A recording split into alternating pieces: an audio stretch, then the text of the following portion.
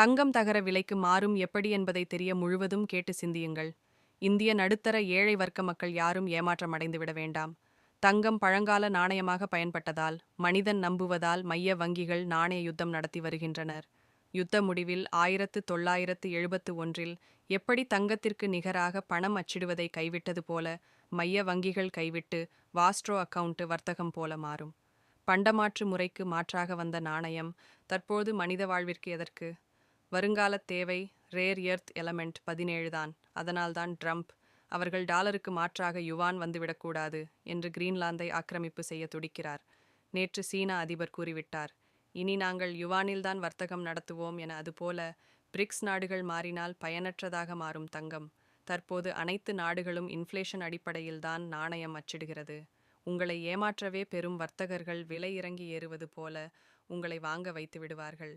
உங்களிடம் அளவிற்கு அதிகமாக பணம் இருக்கு என்றால் வாங்கி யுத்தத்தில் பங்கு பெற்று முடிந்தால் லாபம் பாருங்கள் என்று வேண்டுமானாலும் தகர விலைக்கு வரலாம்.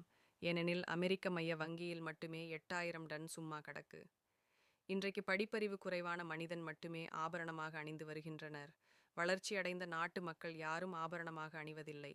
அவர்கள் வர்த்தக நோக்கில் மட்டுமே வாங்கி வர்த்தக மந்தம் தணிந்தவுடன் விற்று விடுகின்றனர்.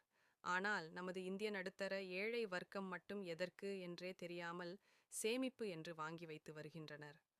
அவசர தேவைக்கு என்ன செய்வது என்று சிலர் கேட்கிறார்கள்.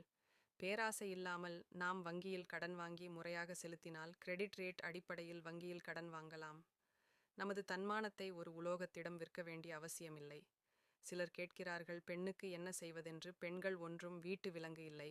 செயின் போட்டு வீட்டில் வைக்க. நல்ல கல்வி கொடுத்து முடிந்தால் கணவருடன் இணைந்து தொழில் முதலீடு செய்து கொடுங்கள். பெண்களையும் 6ஆம் அறிவு பெற்றவராக மதியுங்கள். பக்கத்து வீட்டார் ஏதும் சொல்வார்கள் என்று நினைக்காமல், அப்படி சொன்னால் படிப்பறிவு குறைவான குடும்பம் என்று கண்டுகொள்ளாமல் செல்லுங்கள். இந்த உலக அரசியல் சூழ்ச்சிகள் புரிந்தால் மற்றவருக்கும் பகிர்ந்து நடுத்தர ஏழை வர்க்கத்தின் வாழ்வில் ஒளிவிளக்கு ஏற்றுங்கள். நன்றி.